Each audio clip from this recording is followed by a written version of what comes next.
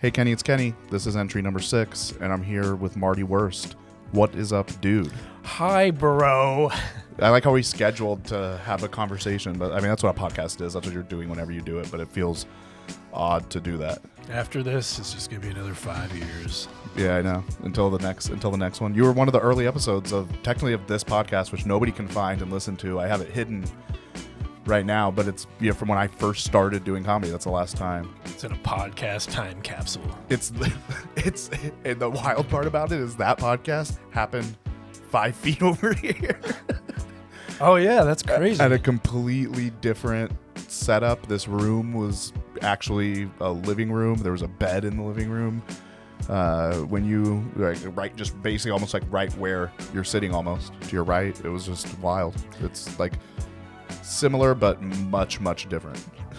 I think I was telling you I was about to do a birthday party show that was outside, and it didn't really go very well. Didn't? No. I was like, all right, I'll let you know how it goes. It's wild how little about comedy I knew then, because I was brand new doing that podcast, like brand new, just like inviting people over to talk about comedy. I think I had 1,000 followers then, and I still have 1,000 followers. I think I had like 500 followers. And now I have 72,000 or 75,000. Sorry, Marty, but I didn't. I should have stayed true to my humble beginnings. If anyone out there is listening and they're like, "That's fucked up," go ahead and follow me, okay? Just throw me a bone. Now you'll have 1,005 followers. Yeah.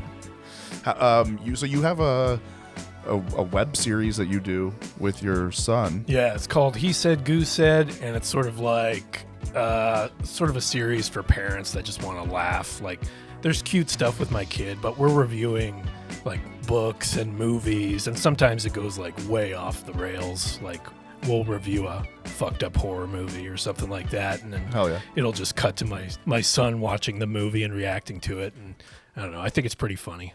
But a lot of it's just like cute, baby growing up, but I get an opportunity to like put my absurd comedy in there once in a while, so that's what I really love. Which is cool. And is it getting any, like, is it getting any traction for you, like, no, views-wise and shit? I started promoting on TikTok, and that's going pretty good, but I still don't have like many followers on YouTube yet, and it's a little frustrating because I'm getting close to 100 episodes, but it's also nice that I have like a body of work. If anyone wants to check it out, there's like a lot of great episodes in there. That's sick. Do you like have you been making like you got it on TikTok? Are you making like little clips from the episodes on there? Yeah, I usually put highlights of the current episode, and then I've been, it took your advice. I just go through the archive and start posting stuff. Yeah. And are you reposting? So when you post them on TikTok, are you taking those and posting those on the like YouTube Shorts? No, and I haven't really done the Facebook much either. You can school me after this episode. Gotta do them all, dude. They don't want to listen to this. It's gotta be the full thing. No, this is what that's actually the thing I'm getting at, is this is what these motherfuckers are gonna listen to, because I've gone full circle, dude. I've gone full circle. I'm full heel now, dude. I don't really. Social media masterclass with Kenny Weber. No, it's that I fucking got into comedy after always wanting to get into comedy and starting to listen to Joe Rogan's podcast in 2015. Yeah. And after a couple years of listening, I slowly got into comedy. I had my own podcast, but 5 episodes deep before I even started comedy. And when I started was when the berating of people, basically, you know how comedy is. People just talk shit. Like, comics, I myself included, like, I am part of the problem of just like certain things I do or don't like, especially the don't likes. We talk shit on all the time, and people really shit on these podcasts on just like, hey man, just come over and sit down, and we don't have any plan, and there's nothing. I'm gonna fucking start off by asking you about He Said, Goose Said, and we'll see where the fuck it takes us and what we talk about. Yeah. And everybody was just like, nobody wants to listen to you. You're not Joe Rogan. Nobody wants to listen to your thoughts. And it would just be a big thing where people were pushing like your podcast having a purpose, right? Or having like a structure or segments or anything like that. And the whole entire time, what I really liked about podcasts was the diary entry. That's why I do it like that. Like, it's like journal almost that I'm entering in. And I tried so many things. I mean, in the past 4 months, I've literally released 5 episodes of this podcast, just trying, because I like, well, no, I think I'm going to do this. Like the latest thing a couple of weeks ago, I was like, I'm just going to live stream it. I'm going to make a live stream, and that's going to be my thing. And I'm just like, I've just fully come back to just talking, dude. And people can fucking get on board, or they can not be down with it. Like that's really it's like the thing that I like to do. I don't know. We get together, have 1 to 3 people, maybe 4. I have enough of a setup for 4 people, but just bring on different sets of guests, and then shit like this. Like this is the podcast. The dog is requesting food now. He's going ding ding ding on his bowl. So the dog has like a ceramic bowl in here in the living room, and she takes her nails. She's done this since she was a puppy, and just clangs them inside the bowl when it's empty, and that's how she tells us she wants.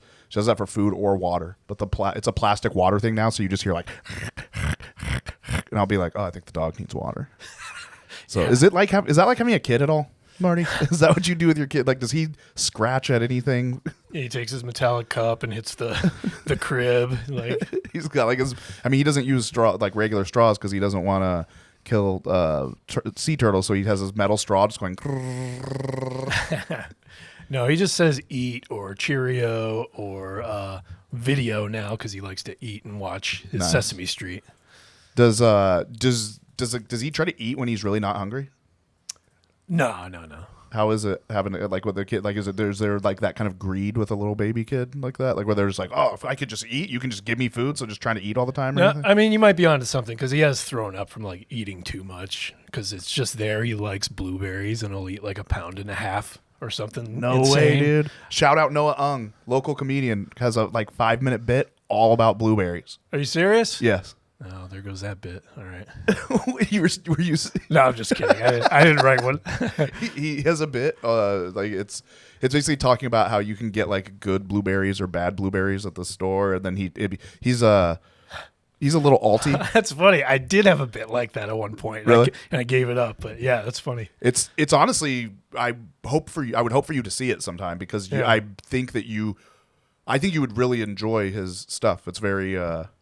I think it reminds me of a stroke of you, maybe like one of the elements of like what you do. He's kind of doing like, but that fine-tuned me that actually made it to the stage. But yeah, I guess he's been doing comedy. He's like a newer to us comic, but he's been dabbling in comedy over the past 5 years or something. One of the newer people that's I enjoy. Awesome.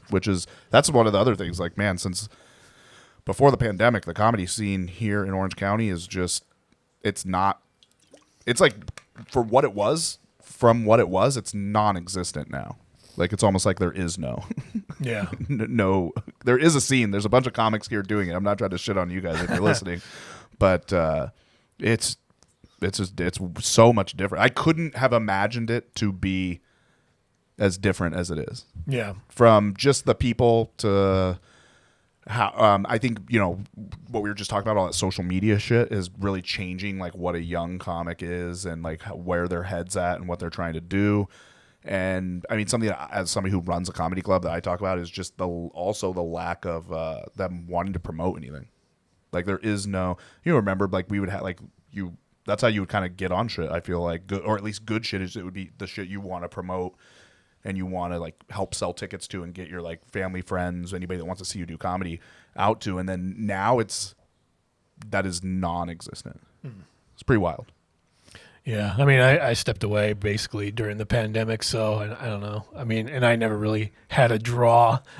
I mean, the few family members that I have are out of state, or I had a hard time even getting one friend to come out. So yeah, but it was still a part of it was still like something that was in your head of like how comedy worked, right? Of like how it worked. And now it's like, no, it's like they're trying to get that picture, get that clip, and fucking get 1 million followers. Well, yeah, I mean, everyone could be a self-made success if they just have those tools. Yeah, I think that already feels like it's over though. Like, I think that like the gold rush of the clip game feels over. Like, it's so saturated. How's your algorithm? Do you get like do you see like a lot of like, as someone who's not enthralled in stand-up comedy itself now, but you're still doing like a content thing, doing your thing. Do you Do you see a lot of comedy clips in your algorithm? Oh, no, not so much. But I'm an asshole. I put not interested a lot when it comes to comedy clips because I just have a hard time watching other people's comedy in general. Right. But you put not interested just because you come across a comedy clip, or you put not interested because you like start to watch it and you're like, not interested. I think it's just because I got so tired of stand up even when I was in the scene because we watch so much as it is. So unless it's someone I'm a big fan of, like a friend like Brian Scalero, like I'll watch his stuff because he always cracks me up. There's certain people, or like Sebastian or something, but part of it, I don't know. It could be jealousy. It could be like I'm pissed that I'm not in the scene right now. There's like several reasons where I'm like I don't want to look at this right now.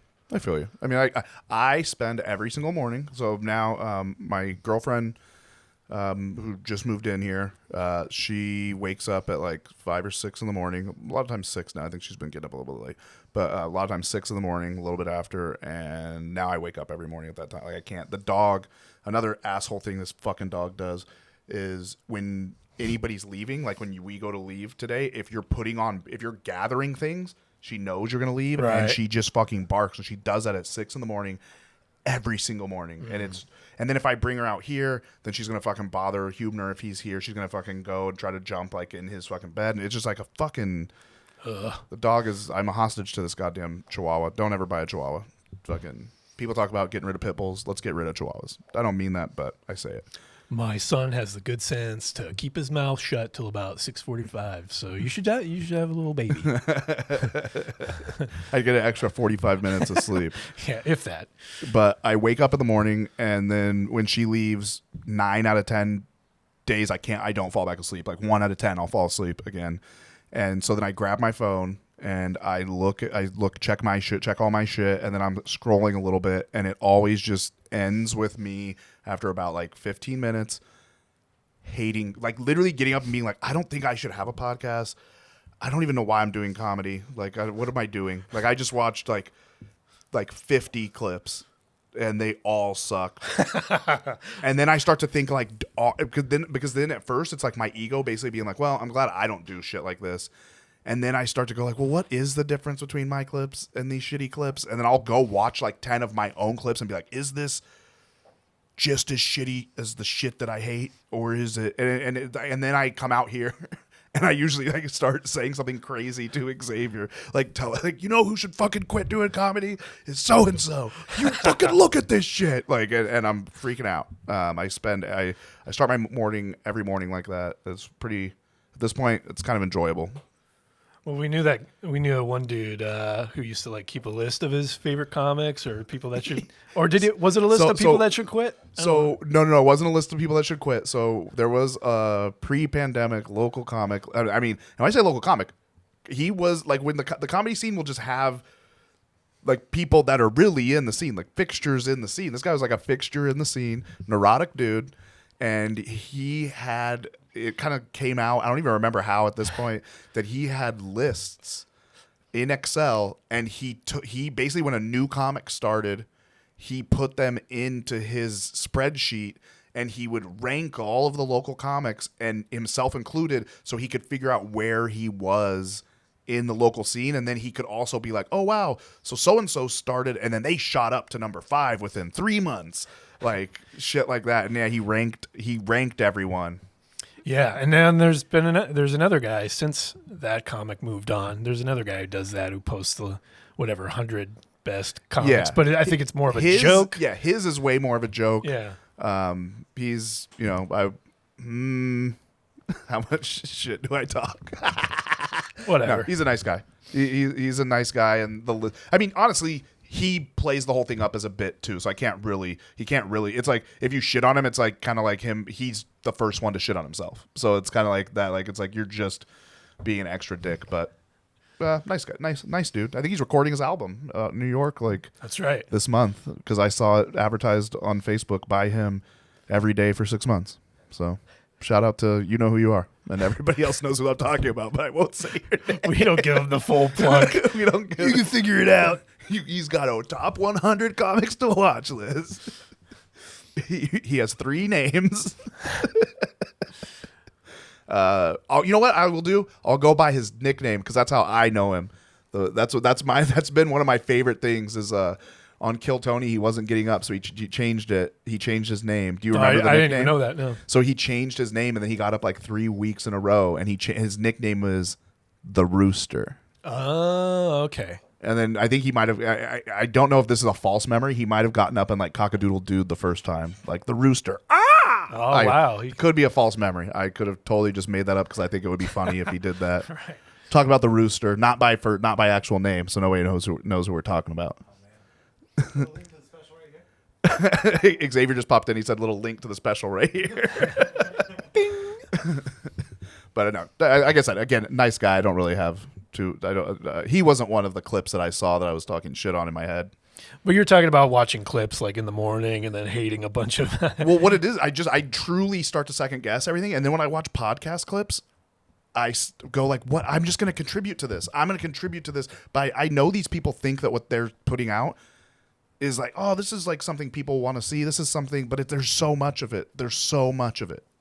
It's just too much, and I'm going to add to it, and hopefully, then I mean, I'm just going to feed the beast of too much content that's like it's like all means nothing.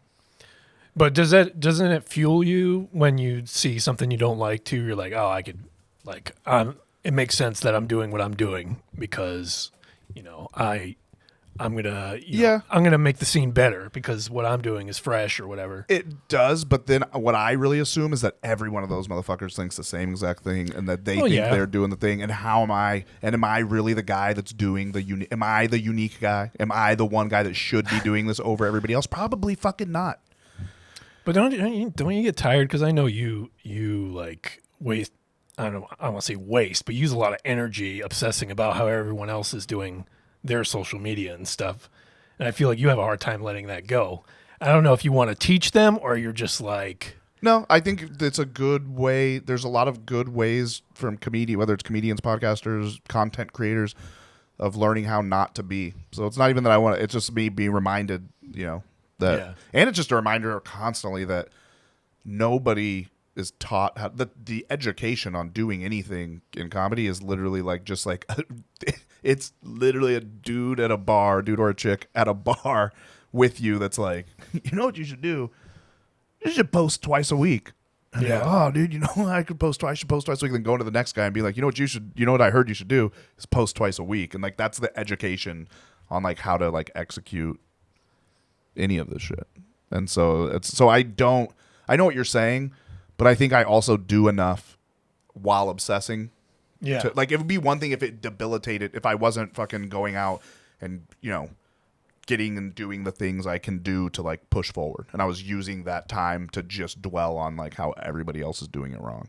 Because I think there are people like that out there. There's people that are dwelling. That's one thing I tell myself all the time because, from the moment I started, I feel like right away you if you can recognize it, you meet people in comedy that are extremely disenfranchised, that are over it, and they're just like super negative. And I've never seen one of those people like come back. Like, I've never seen someone be like that and then come back and be like super successful or be where it's like somewhere where I would want to be. It seems like if you get into that mindset, you like ruin your shit. Mm-hmm. You know what I mean? And so I think about that a lot too. Like, when I'm like, what am I doing? Should I be doing this? I'm also like, don't fucking worry too much. It's like a balance of like worrying at all times and then not worrying at all. Yeah.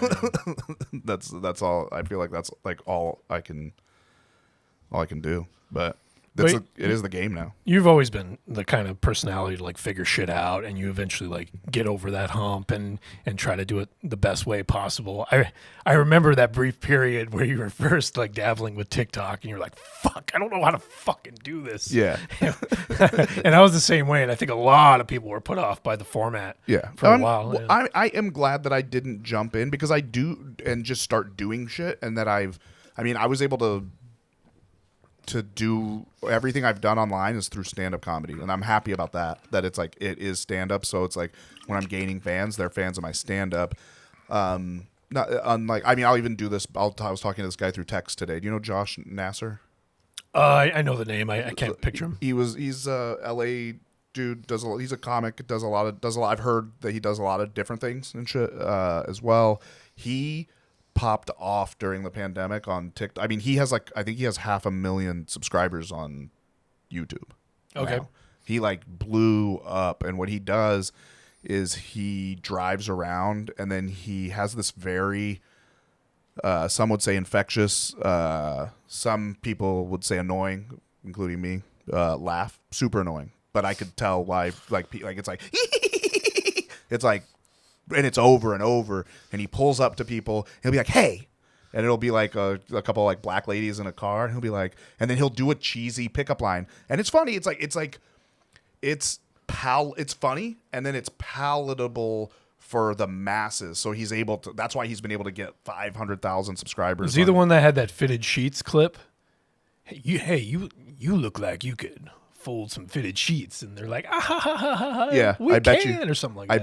bet you that was him. That's what he did. He's in the car. He's usually in his car and says weird shit to people. Not weird in a bad way, like just that kind of like the fitted sheet thing. Yeah, like it's gonna be a pickup line, but it's something goofy. Like these people, the look of terror in their eyes when he starts to talk to them, and then the relief when they're like, "Oh, it's just a silly boy," and so he's gained this huge following. And what I will say is, while for sure having the following is much better than not, it's from something that's not stand-up, so I'm interested. He was just hitting me up about possibly coming down to Rec Room and doing a show, like headlining a show or putting on a show. And I'm extremely interested to see what is the translation from people that see a guy doing that shit online to like do they want to come see that same guy do stand-up comedy? And I'm just interested. Like, I don't know. Like, I'm just interested. I think with the amount of followers, I would think it would be a slam dunk. I would think in like a place like the Rec Room that seats 160 people that you should be able to like sell. I would think that would translate if that following is like active, like interactive with you at all, that you'd have enough people to want to come out. But we'll see. But it's like shit like that. Like I think I'm happy that my following is from stand up comedy, and that's what people like. Even like podcasting wise and shit. That's why I don't think like. I need to be consistent, and that's why I'm fucking hopefully now I'm settled to do this bullshit. Like we're just having a conversation. No segments. Is that what this is? Kind of. Yeah, that's what this is, right? What else is this is an appetizer to fucking Korean fried chicken is what this is. I'm already thinking about that goddamn chicken. Yeah. Oh, look at that. We fucking laid down 24 minutes. Like with ease, Marty. What should we talk about now? You're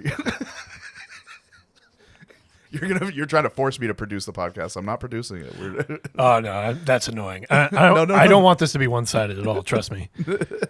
I get awkward when we talk about comedy because I feel like we do that enough already. So yeah, but I feel like we have to almost get that out of the way to talk about anything else. And I tried not to talk to you insanely a lot while I was setting shit up when you got here, because that's another mistake I've made with plenty of people, just fucking talking and laughing and stuff, setting up the podcast, and then we turn on the mics and it's like, oh yeah, we kind of, then it's literally be like, hey, remember like 15 minutes ago when you said this funny thing? Yeah. because we talked, so we didn't even get like our comedy talk out of the way before. So right. And it's still we are comics, Marty. So that's what I don't know if I am anymore. It's still like I go to my profile, it says comedian. I'm like, I don't know if I could keep that there much longer. Yeah, but are you okay? In your mind, have you quit doing comedy? Are you like, I'm done? Are you hanging up your microphone and stool? No, it just goes back to that. Put your microphone and stool on the table, Marty. No, but you know that like that discipline, like mentality of just like, oh, if I'm gonna call myself a comedian, I got to be out several times a week, and I'm not doing that, so I feel like it's unfair. Yeah, to like call myself a comedian. But right you're not now. doing it. You're not doing it you're not out there like that because you're fucking raising. I'm assuming not because you've said, you know what, I'm just having my family and doing my show, and I quit comedy. I assume, and maybe I'm wrong. I'm just telling you what I've thought this whole time is that your son is young, and that you're gonna raise him a little bit, and before you get back, like he needs this care now. You know what I mean? Before you can get back out there, you have the time. You know. Yeah, Yeah. to do it. So Yeah, and I made feeble attempts to get back in the scene, and then it was just like 1 week on, 1 week off, and I was like, I can't fucking do this half-ass stuff because I just beat myself up over it. yeah, and if you do, I mean, if anybody decides, if you quit, if you want to quit or you decide you quit, like that doesn't, I mean, that's your choice too. You know, Right. I mean, you can do that, but I'm saying, I just figure the reason you're not doing it isn't because of lack of like want or anything, that it's like you're not able to right now. Yeah. So you are a comedian that's just not able to do it, and you're like biding your time until Yeah. No. you will. And part of it's a nice break too, I gotta admit. Just like, I don't have to sit through 2 hours of, open mic comedy to get up, and that's kind of been a nice mental rest for me. Yeah. Well, I mean, I would. I'm really interested in it. I would be interested for you to come back and do a few, like if you did like a dozen mic reviews, like going around to mics, and how you perceive, if you perceive a huge difference in things now compared to pre-pandemic. Like if you think that like there's just in general, just the overall state of the quality of comedy and it's an open mic, the quality's not going to be great, but you can still, I don't know, I feel like it's different. But I sometimes think, am I the fucking old man now that's like, back in my day, open micers were better. I don't know if I want to come back and review open mics anymore, because I feel like that's sort of... Oh, even if you don't do full reviews, if I can, if you do open mics, I can ask you, I could be like, because you did open mics far before I ever started doing comedy. Yeah. Then we had, the good 4-year run before the pandemic or whatever. I think it was 4 years before the pandemic. 3-year run before the pandemic or whatever. So we were like doing it together. So I have my idea of the state of stuff before that or then, and then I've heard what it was like before I started. Yeah. The last crop of comics that kind of basically all got to go to LA, what it was like being open micers around them. And I've heard that wasn't very pleasant. No shade on them. I know all, I mean, half of them are my friends at this point, but I've heard, as like somebody entering the scene, it was not very pleasant and welcoming. Yeah. And then when I started, when I started in those, 2017 to 2020, those were like, I consider those, especially now looking back, like a boom of time. Like this was great. We had all these open mics. People were like, the scene was like, you had little fractions of like, oh, these guys went here, these guys went here. But the scene was still a pretty big whole scene. Like if you were like a big core scene, where now it's like, I don't know, it's like Mad Max. There's like little factions of like, these guys do these 3 mics over here. These guys stay on this side of town. Right. You know what I mean? Like I rarely go to other open mics just because I'm busy. Outside of, there's 2 open mics at the Rec Room. So I go up on like the Sunday mic. And then besides that, I'm mostly doing shows. I go to a mic once in a while. Yeah, yeah. No, that's good, because I see you bounce into different areas, at least doing shows. So Yeah. that's when you know someone's serious, if they're open mic status, but you see them bouncing all over the place, like a Mikey McKiernan or something like that. Yeah. Or you're just like, oh, okay, this person's in it. Yeah. So I'd just be interested in your thought. If you come back and you're like, yeah, dude, mics were just as shitty as this, and it's the same thing as it was 5 years. Like when you think it was so good. Dude. I don't think the pain ever changes. I think it's always the same. I don't know. I really think it's. I attribute it to the content, the way that we interact with social media. Because I do remember sitting right here talking to fucking like 6 or 7 different comedians, like people, my friends now and some enemies, Kyle Gridley. But I remember talking to them here, and every single one of them being like, so social media, like, what's your like plan? Do you have like a plan on there? Like, I know you're not heavily, you're trying to get better at comedy, and every person militantly was like, fuck social media. I'm all about the comedy, getting that shit like, and now not one comic. I mean, every comic is going to come to me after they do a set at the Rec Room and be like, did you by chance record that set and want to edit a clip for me and do everything for me? Like, you know what I mean? Right. Like, well, when they realize it's like it's important or whatever. But I don't know. I kind of understand that punk rock attitude of like, I don't fucking need that shit. Oh, I guess I do. Oh well. The best analogy that I have is like jujitsu. The first place I ever trained at, the dude is a great black belt, good but he was really good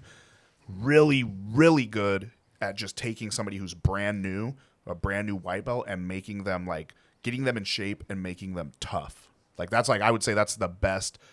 attribute, and that makes it sound like I'm talking shit on his jiu-jitsu. I'm not at all. He's so fucking good at that. Like I've seen him. He did it to me and a bunch of other people, and I think that I like that ideology, that punk rock attitude about it. I think that's what you need. It's like you need that when you first start. Because I still I talked to you guys about it, but if you looked at what I was like, I think we need to be kind of doing a little bit more than what you guys are saying, but I never did. I was always like, no, I need to get better first. And I never did it until I felt that I had gotten better to like post a bunch of shit and to promote a bunch of shit. And now I'm like fucking running ads trying to get people to come to shows and shooting promos and shit. Yeah. But I feel like you need that attitude those first like 2 years. You need that. You just need to make your foundation. Like, fuck social media, fuck everything. It's like just show up and work on being funny. Yeah, just get good first. But it can be hard because everyone kind of starts with a mild level of, I don't know. I think we're all a little delusional when we start because we don't know that we're bombing necessarily, or we're trying, we're kind of start off braver because we're trying really crazy shit right before realizing like we're just embarrassing ourselves and have no stage presence and just making everything uncomfortable. Like I wish I could kind of go back to that mindset because I was trying characters. I was going to the fucking improv wearing a wig and a leather jacket doing this crazy character in front of Jamar Neighbors, who was hosting the mic at the time. And looking back now I'm like, oh Jesus, that's so embarrassing. But I think it's actually kind of cool that I was like going for it. Yeah, of course. You gotta do what you want. Like, yeah, do the shit you want to do. I mean, eventually at some point I will be on stage with a fucking vocal processor at some point, sometime, somewhere, whether it's after I've headlined and released a fucking album or a special, or I've released something and I'm like, this, you know what I'm going to add now is this. Like, it will happen sometime. There's a way to execute.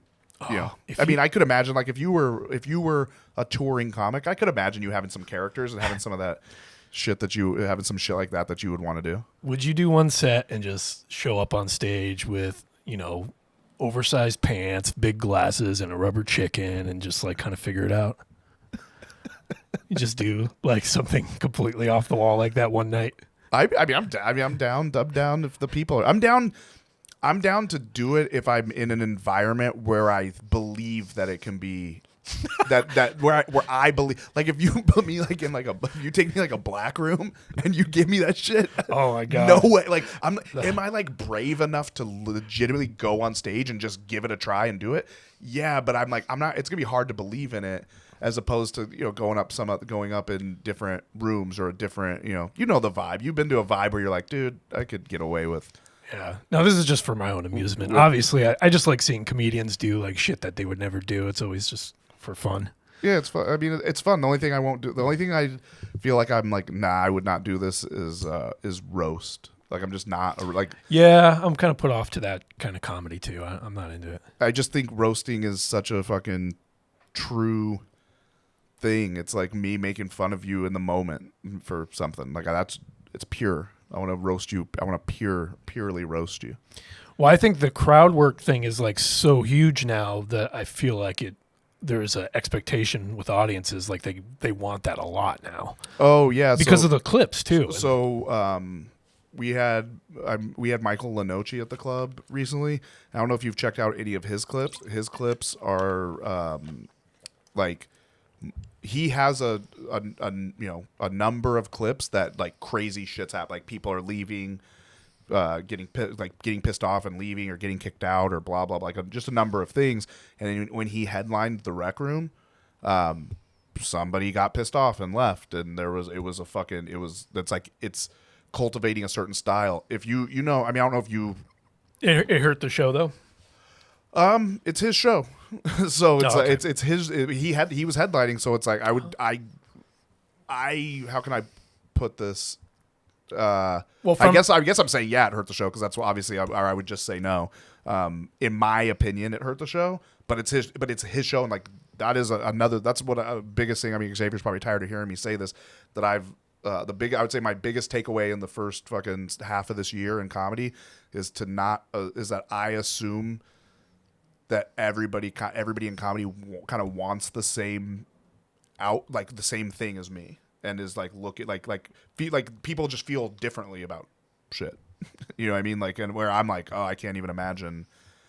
Like, I can't imagine feeling like that. And so I don't know. I didn't talk to him and be like, oh, like he seemed fine. He posted a clip of it, and I think that's what he wants. I think he wants there. I think he wants there to be a clip, and that's what's getting more people to come to the shows.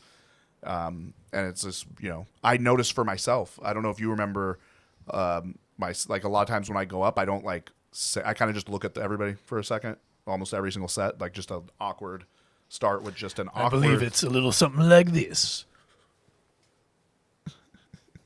Yeah, exactly. So the last 4 or 5 months, I've noticed more and more people can't be quiet for that. Like you'll hear people go like, "Woo!" Like it's an invitation. Kenny! Yeah. Like say something. You'll hear people say something in that time that I'm quiet. They can't. When it used to be, I would like. That's one thing I liked. Like one of the reasons why I'll be quiet is literally it's nice for the complete silence in the room. Like I'll do that multiple times during my set where it's like I finish a joke and then I just like look around and be like, hell yeah. And if you can do that, like if you're quiet and then the room is quiet, then I feel like you do have the control. If you're quiet and then the room's talking and you don't want them to talk, then you don't. Yeah. And it's more people, or I believe because of my clips, more people come to the show thinking that it's a little bit more interactive than it is. It's not. I don't do it the same way. I don't think I do it the same way as Lenoci. So I don't think it's quite as bad. And maybe we could do 10 shows and that only happened that one time. But it was like when it was happening, I was like, oh yeah, this kind of just reminds me of what I see online, like the clips and shit. Yeah. But fun. I mean, funny motherfucker. Like it was fine. Like the show was a good show. But that chaos is like not something that I'm like, if I'm headlining and that happens, I'm like, fuck. Yeah, if it's a like negative interaction and it's his show, whatever. But yeah, it would be a shame if he just kind of like hurt the show for the rest of the comics and the audience wasn't expecting that or something. And then this was him headlining, so he didn't have to go through. It was literally just him. But he had a lot of set after that, and he did great. Like the crowd enjoyed him after that. He didn't like, it didn't ruin the show in that aspect. What I'm saying is, anytime that kind of shit's happened to me, I'm like, that's not what I'm trying to, like, that's not what I'm trying to do with crowd work. Just like if anybody's mad, like, which I don't really get, or at least they don't tell me that they're mad at me after any people or anything. If that happens, I'm like, oh, that's not what I'm going for at all. Like, I'm not trying to like hurt people. I do want to say the meanest and most fucked up shit that you can laugh along with. That's probably the best way to put it. Have you had any Yelp reviews that have called you out in a while? I had a Yelp review. There is a Yelp review from like over a year ago where I was working on this bit where I said the gay N-word. And I did it the first time, and these ladies got fucking pissed and walked out and then made a Yelp review being like, they say slurs and all this stuff. And then I never did. I was just like, I was like, well, I'm not going to, if this was the first time I ever did the bit. Well, maybe it was a rave review. Was it an exclamation point at the end? They say gay slurs. Finally. It wasn't something, it was like something that I really, like I wanted to do the bit and have it work, but it was like, it's not worth that. Like, it's not worth, if people are really going to just be that mad about it, then I'm like, I don't need to do that. Right. Like, and it's not that surprising that they're that mad, but I'm also like, the thing that irritated me is if you don't like hear the whole thing first and then yell at me. Like, you just heard a word and you were like, if that word is said, I am going to be mad. And it's like, well, yeah. How can we have a show like that if you already have that? Yeah, where a lot of audience members are already a loaded gun looking for the thing that's going to set them off. And it's like, and I was like, yeah, I did say the thing, and it's like there was a bigger point. It was really, the premise of it was that I realized that like if I'm like trying to figure out how to be a good boyfriend, then at the end of the day, it's like the best advice like I could give another dude is like be right. And I was like something like basically with when I first saw guys getting girlfriends, and I was like a fucking like 18 years old, and I would see a guy like, oh, that guy just got flowers for his girl. That guy did this. And I'm like, oh, you need to be that. That's actually what you should be. That's what you're supposed to be doing. And so I was like that. It was like, you should be. I remember I told like X and Hubner this. We were just here at home, and I was like, it was like me like newly single, and I was like, guys, I think you just, if you want a girl to like you, you just gotta be a. I'm gonna do that as a bit, but anyway. And then I go do it as a bit, and then they write the Yelp review. They didn't like it. Which again, I can understand, but I do think it's like hear the entire bit. Like don't walk out after. I was saying something nice for you, lady. Yeah, well, that's the problem. Like, even if it's not a mean-spirited bit, and you always take that risk Of course. if there's like a couple of choice words, that could sabotage the whole thing. Yeah, but that fucking goes with anything. So besides fucking your show and then raising your kid, were you doing anything else? Do you have any other fucking like exciting ventures or shit going on, or is it? I mean, I assume raising a kid is the full time. Yeah, I mean, he's going to daycare now, and Oh hell yeah! yeah, so that's cool, and he's talking more and stuff. But yeah, other than that, I'm just editing my brother's podcast, which is called "So I Married a Film Critic." He's a film critic in Hawaii. And so it's just him and his wife, Julia, just talking movies. And then I think I'll be going to Colorado at the end of July. And I'll probably, whenever I'm out of town, I always try to do comedy no matter what. Oh, yeah. Because I don't know. It always feels like the gunslinger, like nobody knows me. I'm going to come in here and knock them on their ass. And they don't fucking know who I am. And I'll be gone in a week. I'll be like, where's that fucking guy? Oh, he's gone. Who gives a shit? And they'll forget about me. But it's just exciting to like spring that, not be a part of a scene and then just walk in like a saloon, What are you going to Colorado for? See my mom and my best friend Mike. Oh, fuck yeah. What area? Fort Collins. But, obviously it's just an hour away from Denver. So hopefully I'll get up there. I mean, how long are you going to be there? Maybe a week. I could probably talk to and get you like a 5-minute spot on Boulder. Really? On Boulder Comedy Show. It's like on a Sunday. I'm headlining that in June 18th.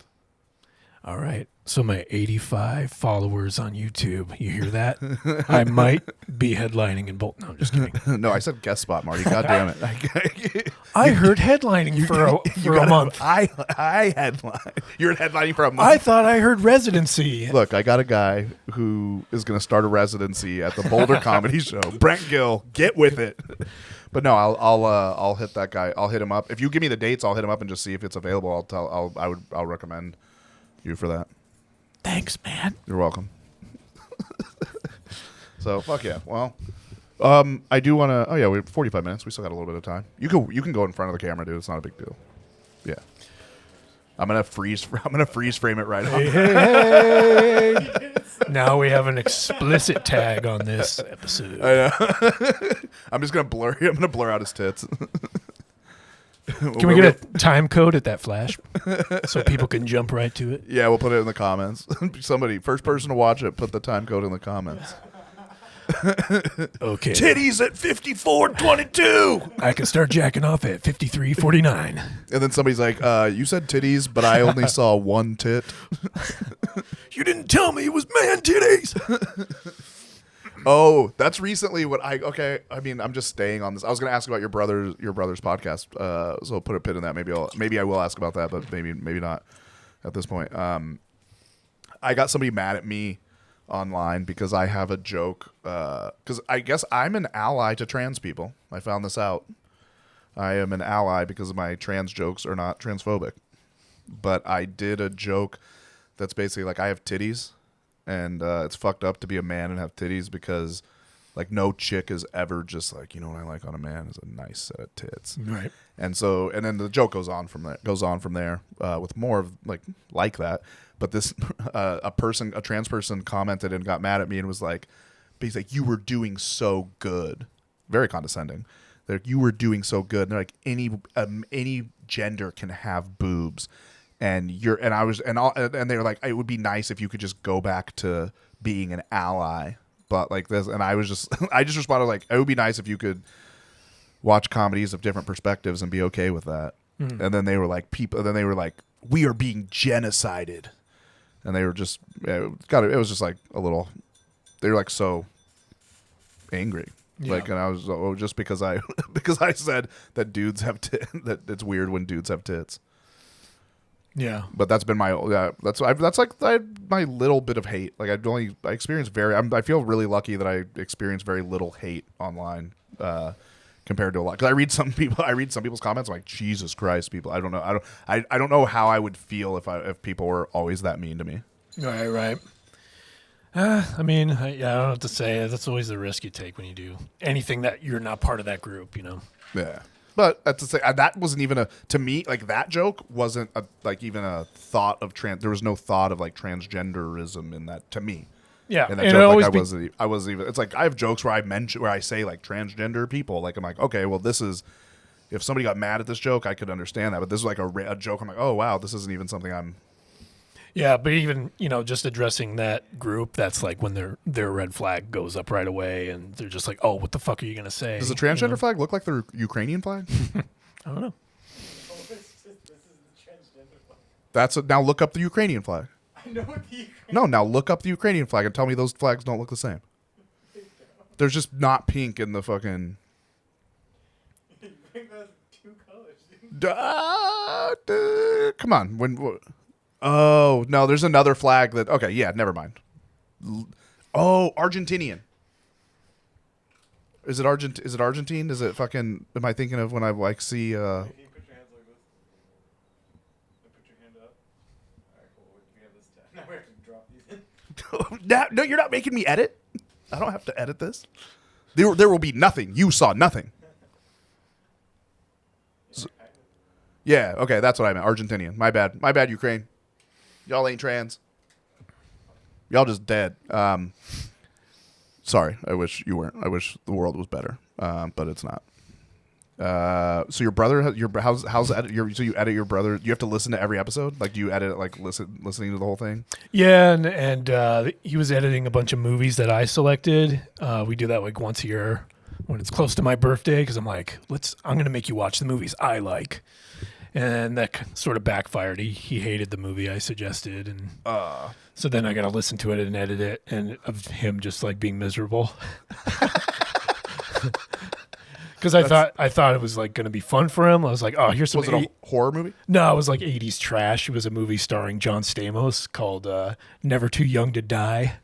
And I thought it was just hilarious, like unintentionally so, but he hated it. But does he like trash? Does he like that? Would he appreciate something like that, or does he does? He was just in the wrong mood, I think, because it was just a long day, and then it was, I don't know, it just pushed some buttons for him or something. That's funny. Is he like a harsh critic? Is it hard for him to like shit, or is it?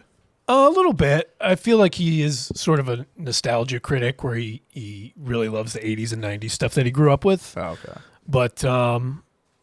But yeah, just like comedy, like we're like me and my brother are both fucking nerds when it comes to film, so we'll be very opinionated about shit we don't like.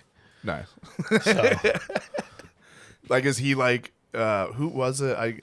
That's what got me yesterday it was just a podcast clip of a guy, an LA comic. I won't fucking mention this person by name. I mean, you could probably go find him based on the fucking clip I'm going to mention, but he's just shitting on everything, everywhere, all at once. Like hard and like the movie. Like, yeah. He was just shitting on that movie, and I was just like, what? That's what I'm getting at. It's like it just feels like it's like that's what a lot of podcasting is be like, what's the popular opinion? Well, I'm going the other way. Right. I was like, I don't fucking go run into the sharp end of a desk. Well, what's a movie that the mainstream audience has like embraced and that you fucking hate? Can you think of something like that?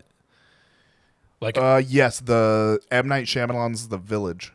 That's a movie that a lot of people. Well, you love that movie, right? I hate that movie. Oh, you hate it? I hate the ending. Like I loved the movie, and I was like, this is a fucking great movie. And then when it was the end, that they're just like that they went in there because of the world, the state of the world and stuff. Because it was so good when I thought it was like these creatures, and it was spoilers. Yeah, spoilers from 2007. But that's not a movie that was like considered one of his best, though. Everyone like Sixth Sense or like Unbreakable. They don't really talk about The Village, do they? I guess it wasn't his most critically acclaimed, but most people that I know that saw it liked it. Okay, like that's what I'm getting at. Like where I don't know a lot of people are like, oh, that's. I mean, I know a lot of people that thought Unbreakable sucked. Oh, okay. Like a lot of people, like that's why he it was a trilogy right off the bat. He already had the other two. I don't know if the movies were completely written or if he just had the ideas. He was like, this is a trilogy. Because it ended up being a trilogy years later with, what were the two? So he did Glass and Split. Oh, Split was the other part of that? Okay. I didn't know that. He did Split and then Glass. Right. Split, because it brings all three of those guys, right? It brings all three guys. Right. The guy from Split, Bruce Willis, and Mr. Good brings them. I haven't seen Glass. I need to take a look at it. But I loved Unbreakable. It was like the opposite of that, where everybody kind of liked The Village, and I didn't. And then I thought Unbreakable was great. And then I remember hearing him on Howard Stern being like, "Yeah, I was gonna do a trilogy, but." He said at that point, this was like 2006. He was like, the Unbreakable was so much shit was talked on it that he will never. He was like, I'll never do the trilogy. But then he ended up doing the trilogy. Yeah, I thought Unbreakable was a really good movie. What's a movie that everybody likes that you hate? I'm trying. I feel like a lot of the Oscar winners, like I remember when Slumdog came out. I hated that movie. I haven't seen it since, but I never understood the appeal of that one. It's reminded me of Indian Forrest Gump. Yeah. It was just him telling a story of doing a bunch of shit and leading this like crazy life and being in love with this chick, and then that all turned in. Didn't he like literally leave his interview and then go meet the chick? It's like the same. It was just, it was like Indian Forest. I enjoyed it at the time, but I was very young too when I feel like when that movie came out. My number one right now that'll get me like tons of haters. I hate Joker. That movie, like, I think that director's a hack, and he just stole, like, from Taxi Driver and King of Comedy. There's nothing original about that movie. And then the cast De Niro in the movie was, like, to me, even a bigger slap to the face, because De Niro, like, basically did the role in King of Comedy. Yeah. Doesn't De Niro die in it? I didn't watch it. Is he the one that gets shot by the Joker? Yeah. Yeah, they're making part 2. And I heard, just to give an extra fuck you to De Niro for like Taxi and shit, they're actually just going to have Joker fuck his dead body. Interesting. Maybe I'll check that one out after all. But yeah, they have part 2's. I just saw something. I think there a Harley Quinn? There's a Lady Gaga. All those clips rotating right now. Yeah, Lady Gaga. Is she Harley Quinn or is it a different? I don't know. No. Different, like female. I think they're calling her female Joker, but is that the same? Is that different than Harley Quinn? I don't know. I didn't watch that Joker. That wasn't. I do love Joaquin Phoenix though, but I hated that movie. Isn't he in like another new movie, right? Or a new movie that's right now? Yeah, really yeah, the Ari Aster movie, Beau is Afraid. Yeah, I think that's supposed to be wild. Everybody's super into that. I'm trying to think if there's another movie for me that everybody likes, and I don't really dislike many things that I watch. It's honestly one of the reasons why I don't watch too many new things, because I usually thoroughly enjoy it. Do you watch Netflix and shit? Have you watched like anything? Have you watched Beef? No, that's on my queue though. I'll check it out because it's a short series. So I was like, I can get through this. And I love Barry. I got to catch up on Barry. I have not seen Barry. Everybody's trying to tell me to watch Barry. It's amazing. Yeah. Beef is pretty fucking good. And then do you have Apple TV? Do you use like Apple Plus? No. Oh, here's a movie. You know what? I need to get the fucking word out on this movie. This isn't. Hubner just came out and wrote a movie. Wrote down to remind me of a movie. This isn't a movie I hate. This is a movie that I love. That I've never ran into anybody who has seen the goddamn movie. I've never been like, have you seen this movie? And they're like, yeah, fuck, I love that movie. It's called Lucky Number 11. I've probably talked to you about it before. I think I've seen it. I don't think that one stuck with me. You son of a bitch. You son of a bitch. Because that was like the crazy over-the-top action movie, right? Like, I think that was the one. Are you thinking of the one? I hope you're thinking of the one with what's his name? The guy that was in Sin City. Is that what you're thinking of? I just remember there was a group of these movies that came out around the same time, like Seven Psychopaths and Lucky Number 11, that were like kind of similar over-the-top violent. This one's action. not. This one's not over-the-top violent action. This one's like a crime. Was it more like a Guy Ritchie vibe or what? Yes, okay. More like a guy. So it's Josh Hartnett. Okay, is in it, and he gets mistaken for somebody, and then he owes money to these two crime bosses. And it's about the crime bosses. They're like, yeah, you got to give us this. You got to give me this money. You got to do this to make it right. And I can't say much more because it's like twisty and turny. But it's Well, you spoiled the village, and you spoiled. yeah, but I told you I don't care about the village. I wouldn't spoil a movie from 2000. I spoiled a movie from 2007, but I will not spoil this movie that's from like 2004 or 5. All right, so you have boundaries. Yes, I do. But Lucky Number 11, you should. All right, I'll revisit it. I feel like it's just one of those movies I forgot about. Yeah, Morgan Freeman's in it. Ben Kingsley. They play the two different like crime bosses. And it's a fucking that movie's it's just an awesome movie. It's just one of the movies where when the first time I watch it and there's like a twist in it, I'm like, oh fuck, and it all wraps up. I'd be surprised. I wouldn't be surprised if you didn't if you were like weren't like, oh, I love this movie, but I'd be surprised if you were like, no. Okay. If it was a no for you, I would be very surprised. Yeah. I'd be very disappointed in you. She made it. She jumped up on. She wanted up there so bad. She did it. Little doggy throne. Yep. I think we've done it. I think we did an episode, dude. I think we bitched about a lot of things for an hour. There was no way you were going to be happy with it either way, though. That's what I'm going to. That's how my brain's going to work on this one. You were going to be, no matter what we said, you weren't going to be into it. I get frustrated with myself because I'm like, bring the funny. And I was just bitching about stuff. Yeah, but that's not. Doug, number one, there's funny shit in there, right? But that's not what this was. We didn't. Well, yeah, Hubner flashed his tits, and then he flashed a good movie title. He's flashing today, bro. It's just a nosedive after those titties came out. I didn't bring you on here to be funny. I brought you on here to be fatherly. Oh, sweet. Fatherly. We'll close on this. What's your number one fatherly like father advice that you have for being a dad for what? Like how long now? Like a year and a half? Yeah. 2 years. No, my bad. That's all right. You weren't paying attention. Fatherly advice. This is what people want to tune in for after an hour of us talking. I think just have some kind of creative thing on the side. Otherwise, you'll lose your mind in that first year.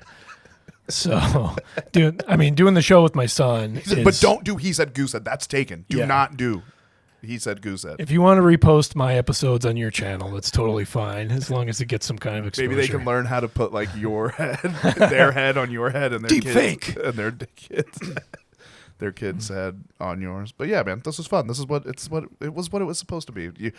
What would it be if you weren't disappointed at the end of it, Marty? I know. I wouldn't. I guess I am truly a comedian because it's just. Then what am I? What am I if I'm always I'll leading up to it. I'll lay in bed and hate everything, but then by the time when I turn the camera on, I like it, man. I like what happens. I know. I'm into this. I'm sorry, but thank you. We should do it again soon. Okay. And then maybe we'll talk about maybe not even fucking making it a promise. Maybe we'll talk about comedy less because I think we have to catch up on comedy whenever we talk. Yeah. You know what I mean? We do. Because I can only tell you that the news scene fucking sucks so many times. But thank you for tuning in. Watch He Said, Goose Said. Is that the name of your YouTube? He Said, Goose Said on YouTube. And just watch. There's some crazy episodes. You should watch the Gates of Hell episode or Sense and Sensibility. We watch movies. And if you like crazy off the wall sketch comedy shit, there's some weird things. And yeah, I've heard that Henry's a very generous improv partner. yes, he is. He's usually the highlight of the episode. Fuck it. That's why I don't guest star on the episode, because I've said many times if I'm gonna be on it, I have to be the star. I know. I wrote a part for you, but now I feel like, is this offensive to ask you to play this part? Nah, dude, I'm in. Whatever it is, do I know what it is? You do, but maybe you forgot. Is it with more macaroni and cheese? No. All right, I'm down for whatever. We talked about it. I know I said I was down, so I'm down to do it. I wanted you to play the genie. Oh, hell yeah. And then we were going to review a movie called Wishmaster, and then you'd like pop out of his closet and like grant him wishes, but being a baby, he requests like some stupid shit. And then, We'll be like, what? You want more titties, son? Let's go. He's just surrounded by titties. And no, what's fucked up? None of those got milk in them. Let's go. That's the genie's catchphrase is let's go. What, you want 17 hot dogs, son? That's one wish? Let's go. But thank you for doing the podcast, Marty. Thank you, Kenny. Goodbye. Bye.